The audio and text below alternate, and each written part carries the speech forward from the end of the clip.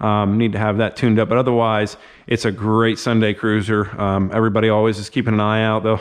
You roll around this, people are going to turn their heads, and that's what they do. Don't forget, whatever cars you have, always let the kids in your cars. Kids are great. Let them in, let them see the car, let them sit in it. If they're old enough, you can even let them start it up and just guide them properly, and it'll make their day. Hey, it'll maybe change their life too. You never know. And that's the beautiful thing about cars in general, guys, is somebody's dream could be this car right here, or it could be this right here. And by you letting them sit in that car, by you starting it up or revving it up for them, man, you never know what you do to them. You're motivating people, you're changing their life, you're changing their thoughts, and you know what? So just always give them the opportunity. Don't shy away from letting somebody in your car. Don't be that person. Don't be that guy. Share with people. Get them involved in the passion of horsepower and vehicles, and let's train the next generation of gearheads to be cool and not argumentative. Oh, Mustang versus Camaro. Nah, we're all on the same team. We all love the same thing. Hey, I just choose a vehicle A. You happen to choose vehicle B, but guess what? They're both badass vehicles at the end of the day. So I respect your uniqueness and you respect mine. So that's my little pep talk for you. Let's move on to the 31 Oakland. So this is a 1931 Oakland. This came out of a collection of there's about 30 Model A's, I think 25 to 30 Model A's anyways. And this specific Oakland was, put on the block, got a good deal on it. And so here she sits. She does have about 2 oil leaks that need to be fixed.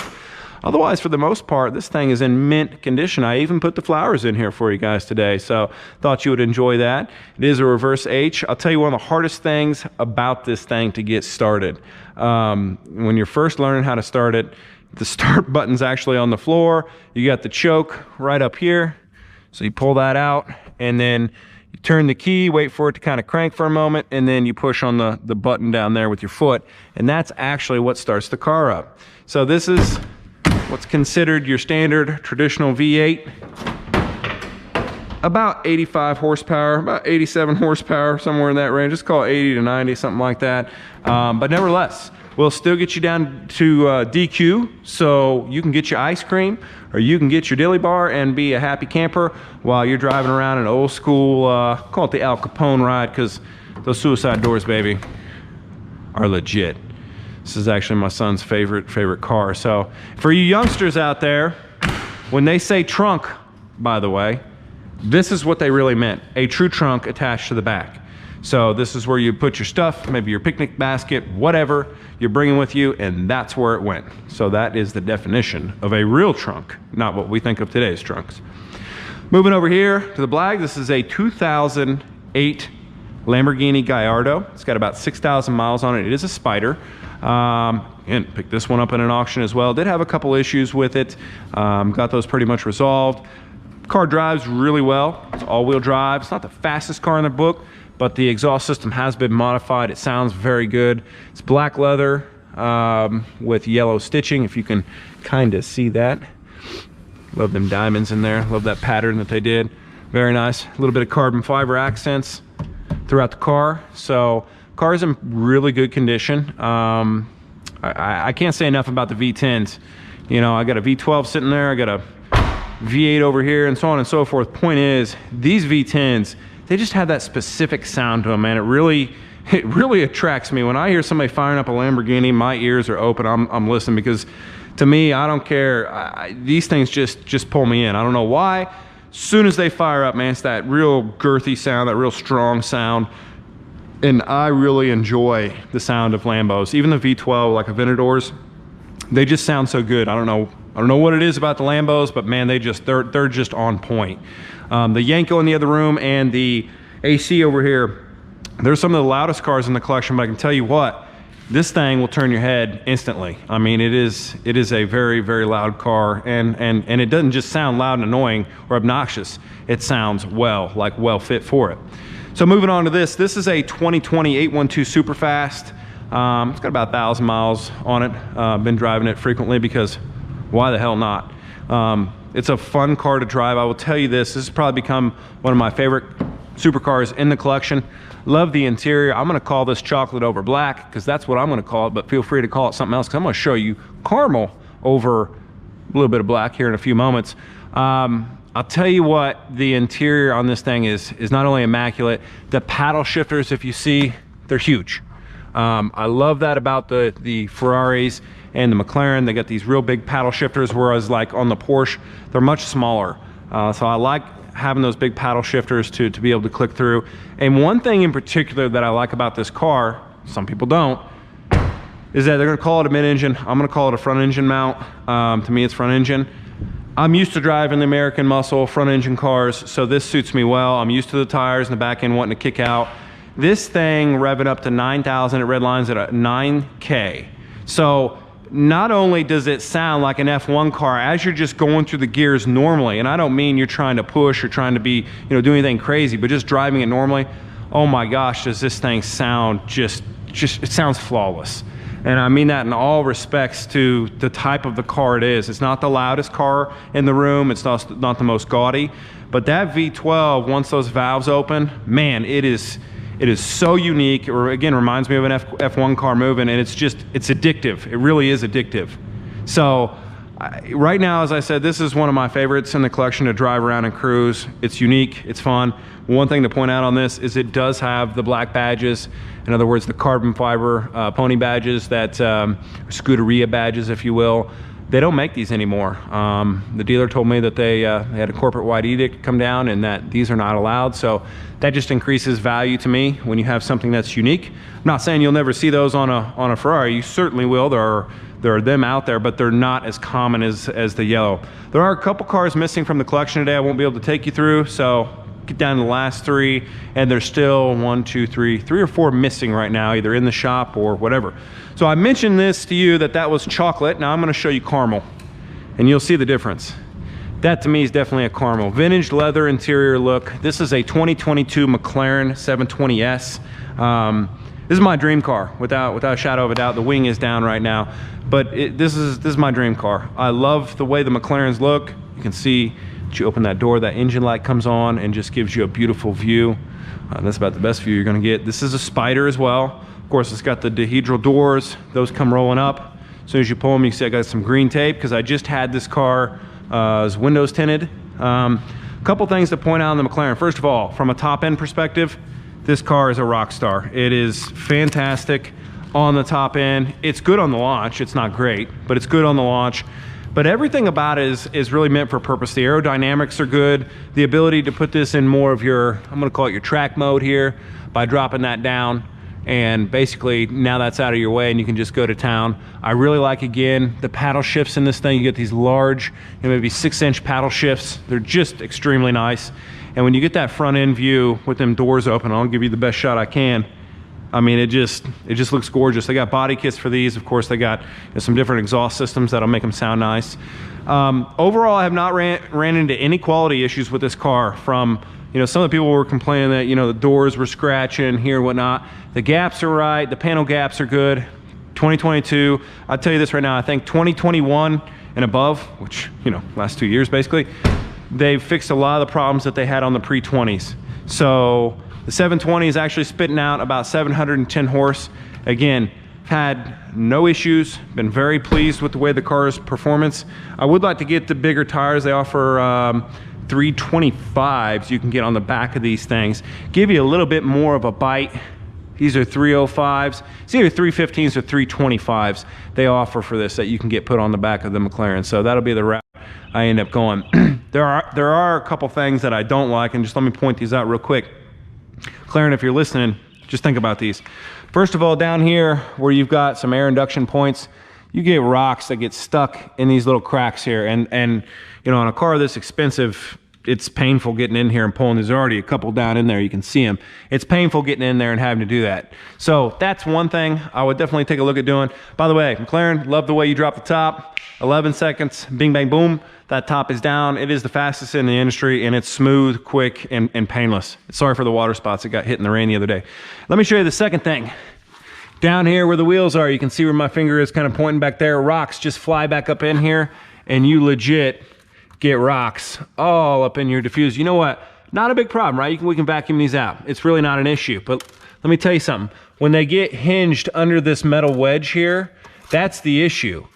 McLaren, if you're listening, this needs to be like bolted down, man. Why would you allow rocks to come underneath your your diffuser system here like that. Should not have been allowed. You know you're going to let rocks in because you got an opening there. Rocks going to fly into here. Fine, we'll vacuum them out. That's no problem.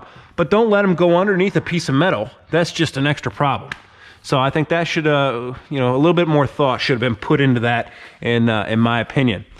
Those are my two major complaints. So on either side, rocks getting in the side panels or in the diffuser. Other than that, really ain't got anything else. I mean, it's a fantastic car, and it's a beautiful car, and I don't care what color. I mean, McLaren 720Ss, any McLaren that I've seen, I think they're just absolutely gorgeous. Again, I think 2021 and beyond, they have legitimately fixed their issues and become one of the premier, if not the premier, supercar manufacturer. So if you've listened to my streams, you listened to me before, you know, there's no hypers in the collection, probably will never be. And the reason for that is I can't stomach when I see some of these old cars. Give you an example. To change the oil in that 70 Cuda, about $100. Okay, let's just call it what it is. A little bit of your time. Okay, not a big deal. I even get into a problem with the supers. Okay, so these right here, including the Porsche.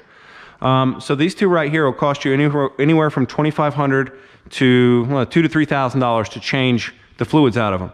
That's nonsense. Like $100 versus $2,000 to $3,000. Yeah, well, you could afford the car anyways. No, the point is that either allow you to do it simplistically yourself or get the price down somehow. That's just a crazy amount of money to do some fluid changes. Like, that's my number one complaint. So if we step up to another car, call it, pick your hypercar, pick your Bugatti, whatever, you know, it's $2 or $3 million car, and you know, annual maintenance can be anywhere from 25 to 75 to 100,000, depending on what you're having done, tires, rotors, whatever. For a fluid change and whatnot, can be $20,000 to $30,000. That's insanity to me. Like, I'm sitting here thinking, here's $100. This is the next step up, you know, $2,000 to $3,000, and then the next step's $25,000.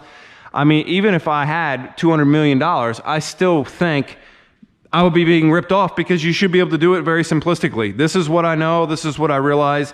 And okay, hey, this is you know, the next breed, this is the next generation, whatever. Still $2,000 to $3,000. It's expensive to do, and that's not just something that that I think anybody should be paying. But it is what it is at the end of the day, and you got to do it if you're going to own the cars. So, but that's as far as I will go for car maintenance, man. Charge me $25K, nah, ain't never going to happen. And I don't care what kind of bank you got. It's my morals won't let me go that path. So let's finish up here. 1972 Dodge Demon, 440 under the hood. This does need some work to the dash. The car is in actual very good running shape. Has a nice shift system in it. I can't tell you what exactly as far as the dyno tune has, because it hasn't been dyno tuned yet, but going to get it out this summer. Going to have it dyno tuned, A, and then B, going to do a little bit more work on the dash, and we'll see what we do with the motor. Maybe a little resto mod thing going on here. On the bottom, 1970 Roadrunner certainly will have no mod, because this is an all original, all matching numbers vehicle. This is a 446 pack. I mean, this is just how it would have come out in 1970. This is a true piece of history. As I mentioned, there's two garage queens. I'll admit it. One gets maybe 100 to 200 miles a year. Two, maybe a little bit more, 1 to 300, just because it is what it is, you know. Inside of that, you can see that Hurst shifter. This pistol grip is fun. I mean, that's a good 1.5 to 2 foot long. Everything for the most part inside of here is in great shape. It even goes meep for you. Yeah, it's got about roughly 44,000 miles on it. I say that, and then I'm going to end up thinking it was the other car. No, I lied. That's the Mustang. The Mustang has 44. This has 82,000 original miles. So there's not really anything wrong with the car. Yeah, there's a couple, you know, little touch-ups here and there that could be done, but in general, the car drives good, feels good, sounds good, and certainly smells like 1970.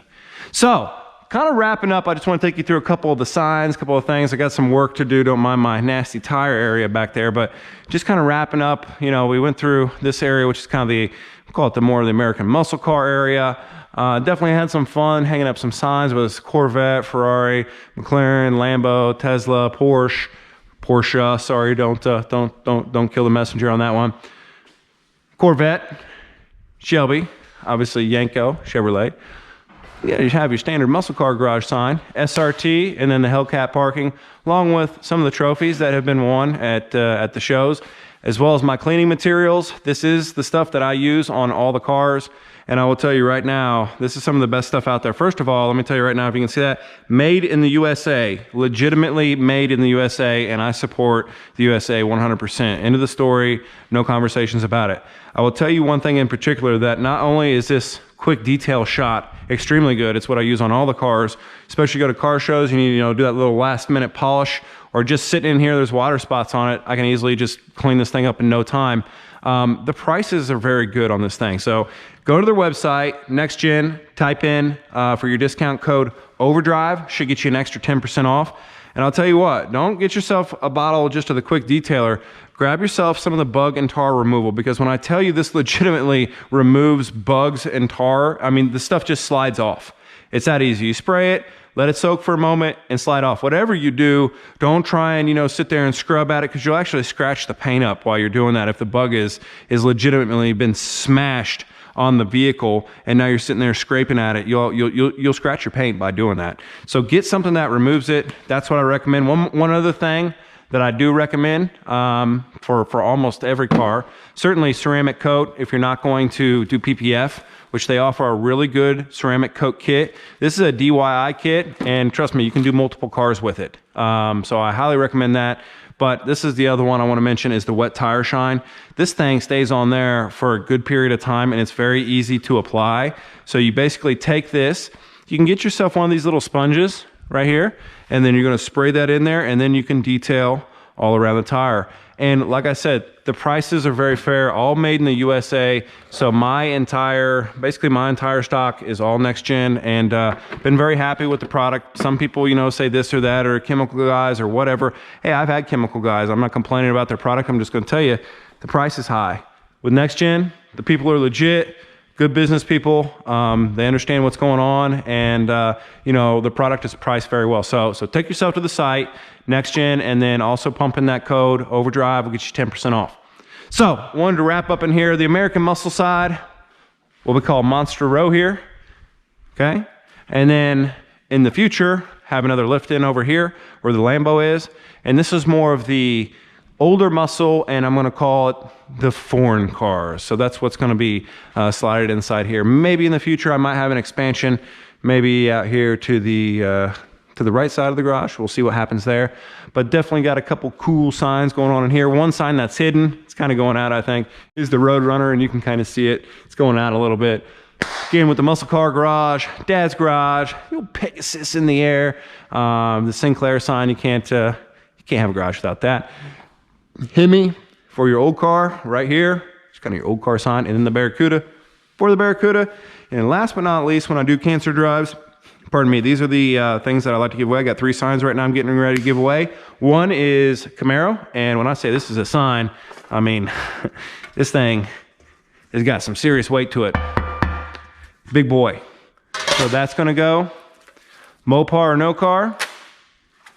And then who can beat the old Road Runner, right? Certainly not the Coyote. So guys, certainly appreciate you taking the time to watch this video, coming through my garage with me. It's been fun. I'll keep some other videos posted, or post some other videos about the garage as other cars come back and things get rearranged, cleaned up, so on and so forth. But yeah, welcome to the OverDrive garage. If you haven't been here, if it's your first time, we do anything, everything cars. It is no hate and all respect to any and all car types, regardless of your budget, regardless of what you got. There ain't no showboating. It's all love of horsepower. That's it. It's not about money. It's about cars, horsepower, and basically giving that passion to other people and showing them why they should be in love with the same thing you are. So remember, no matter what you do or what you drive, keep it in maximum overdrive.